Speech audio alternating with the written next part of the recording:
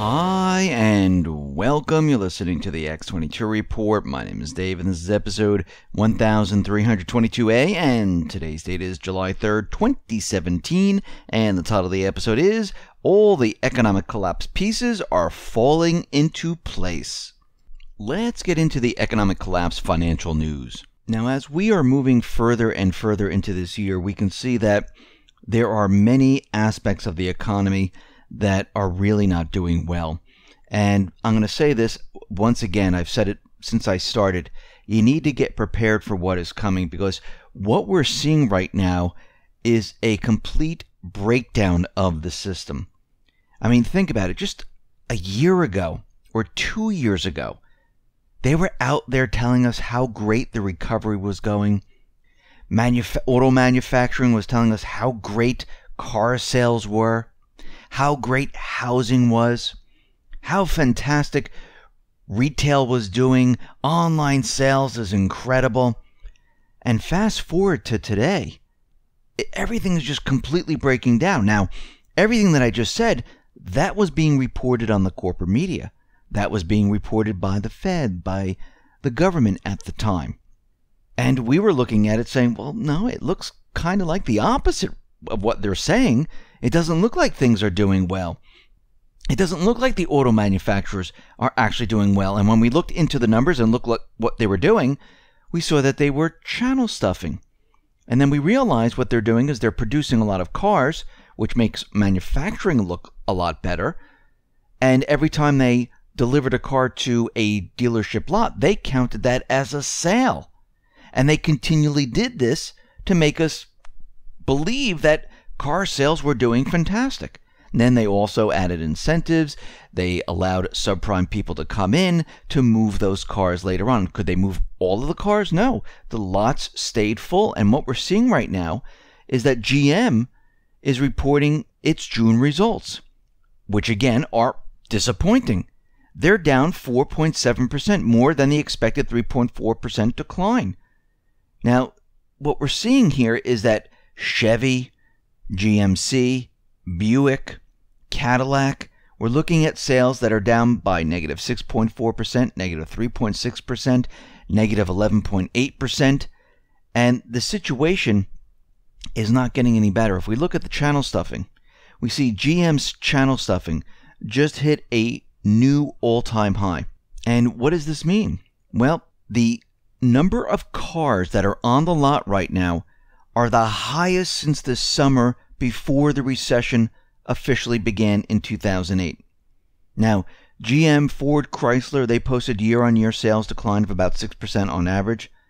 And we can see at this point that the automobile manufacturing industry, it has turned downward. And it's not getting better, it's getting a lot worse. When we turn to housing and we look at construction spending, well, this does not look good at all. The Econoday consensus, well, they expected a bounce in May for construction spending, but the only bounce was in April, and the only reason they had a bounce in April is because they revised a number from negative 1.4 to negative 0.7%. May, well, nothing happened. And what we're seeing right now is that residential construction spending is down 0.6% overall, and this includes declines in single-family homes, residential improvements, especially in multifamily units. And in the past, we saw construction spending moving up. Everything has turned around right now. And what we're starting to realize is when you cannot keep the illusion alive, when you don't have those individuals in government, in the Fed, manipulating these numbers, things start to fall apart. And this is what we're seeing in the government right now, where a lot of these individuals, well, they're gone. And the illusion is falling apart right in front of our eyes. It's almost like Obamacare. When Obama was in office, he had the ability to create the illusion by moving funds around, by manipulating the numbers, letting everyone know how great it was, that 18, 20 million people were joining. And of course, a lot of those individuals already had insurance. A lot of the people were on Medicaid. And while you're in office, you're able to manipulate the entire thing. once you leave office, and a lot of these people leave and you can't manipulate these numbers, you see the real truth shine through, and you see it completely collapse on itself. And this is why, as these insurers get wind of what's really happening, and they're seeing that all these, co-ops, they're closing left and right. There's only like 4 left. They're out there saying, we don't want to be in this.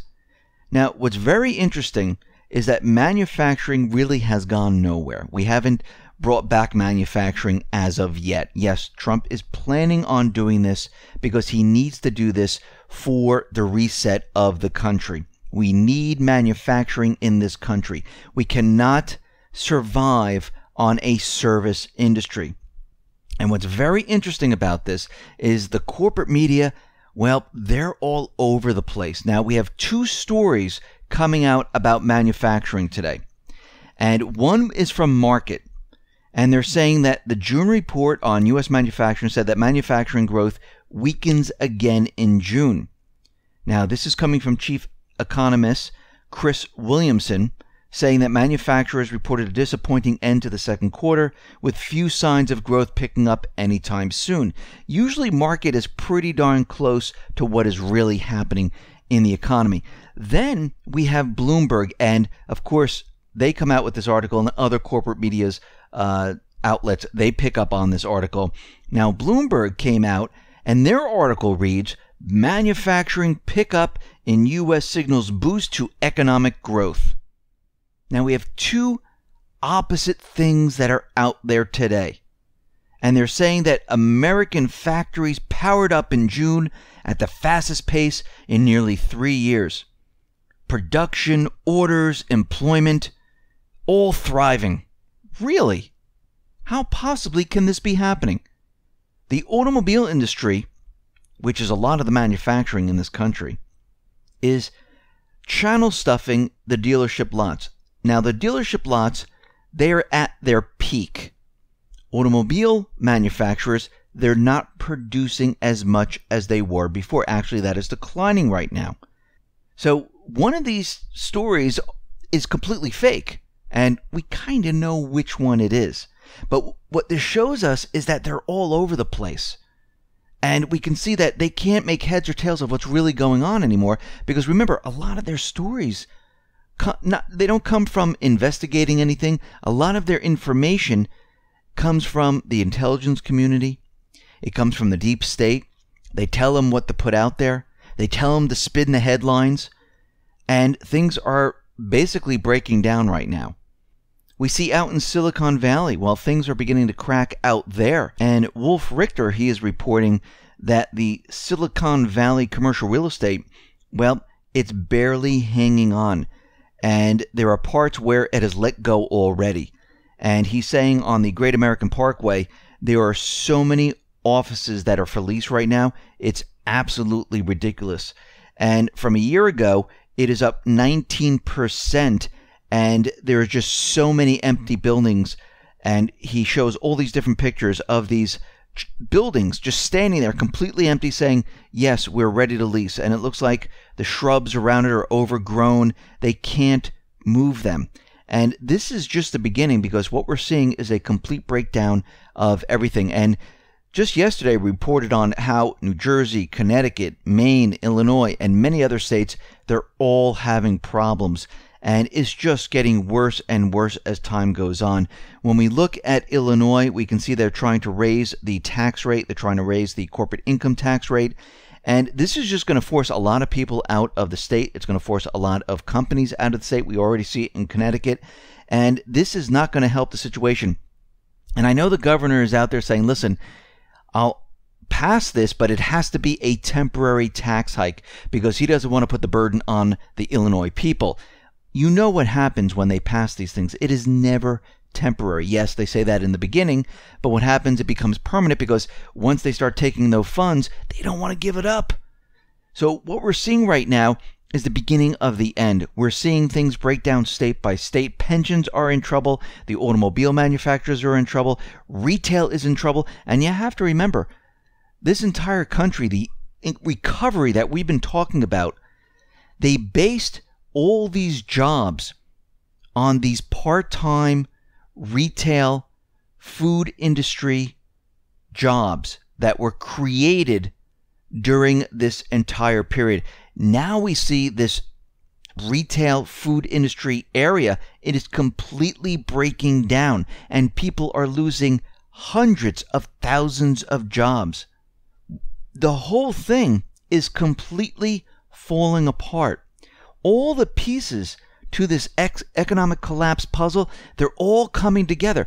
Think about right now, go back 3 years ago, at the height of the illusion, where they blew the bubbles up, or they were blowing the bubbles up with stimulus telling you how great things were, and people were feeling great, even though we knew it was a complete illusion. 3 years to now, look how everything has changed. When you can't keep the manipulation up, when the manipulation fails, the truth always comes through. It doesn't matter if the stock market is at 50,000 points. Think about it. If the stock market's at 50,000 points, and we have strip malls that are empty, we have malls that are empty, we have people, instead of 46 million people, we have 130 million people on food stamps, and we have retail stores that are closing in droves, and corporations that are laying off people. It doesn't really matter if the market goes to 100,000, because at this point, people will stop believing. And once they stop believing, everything falls apart. And we are headed to that period. This is what happened pretty much approaching 2008. Now, everyone thought, well, subprime is contained. There's no problems in the economy. The housing market can't go down. The stock market at that time was at 14,000 points, the highest it's ever been. People thought this could last forever. People were still purchasing homes, 1, 2, 3, 4 homes, and trying to rent them out. People were still flipping at this point. And then all of a sudden, things started to change. People stopped believing, because in the real economy, during this period leading up to the stock market crash, there were corporations laying off like crazy. People were just out of work, and interest rates were moving up, and people couldn't afford their homes because they lost their jobs and they can't make the payments.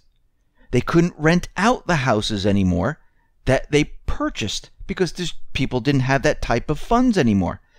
Everything started to fall apart, and it was a chain reaction. Companies were falling apart. This is what we're seeing right now. This is the lead up to the big crash. To put this in perspective, take one of those balloons. You ever have one of those balloons where it's really hard to blow up and it takes you a very long time? Well, that was the illusion they were creating. That was the bubbles they were creating. They were blowing up these bubbles. Very hard to do. And it took 1 year, 2 years. You got the balloon a quarter way full. 3 years, 4 years, it's halfway full. 5 years, 6 years, 7 years, it's almost full. Now take a pin. This is the crash. Stick it into the balloon. How fast does it take to deflate the balloon? It takes a second, a millisecond. It took many, many minutes, and if you convert that into years, many years to blow it up.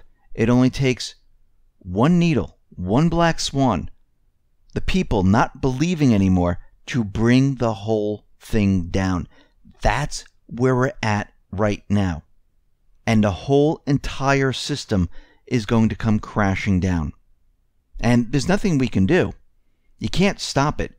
There's too much debt. People don't have the funds. People are being laid off all over the place.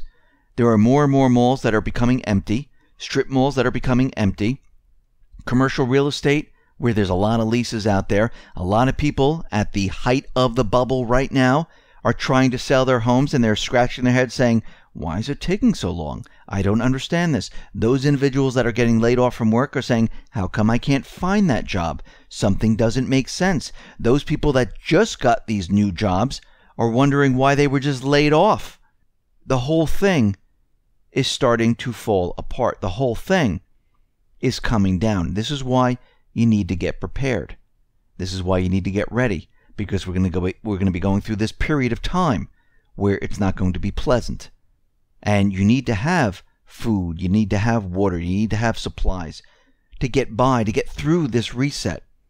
And once you do, and you put everything in order and you're prepared for this with gold, silver, maybe you're buying cryptocurrencies, cash on hand, protecting your wealth, protecting your family, you'll come out on the other end a lot better off, especially a lot better off than those people that didn't prepare at all.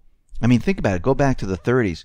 All those individuals that didn't turn in their gold, that kept their gold and got more and more gold and hid it away, those individuals made out a lot better than those who turned it in. And we're going to have the same thing today. Those that are prepared are going to be better off than those who are not. So get prepared. Listen, everyone, thanks a lot for listening. Be well, be safe, and especially be prepared. Thanks a lot.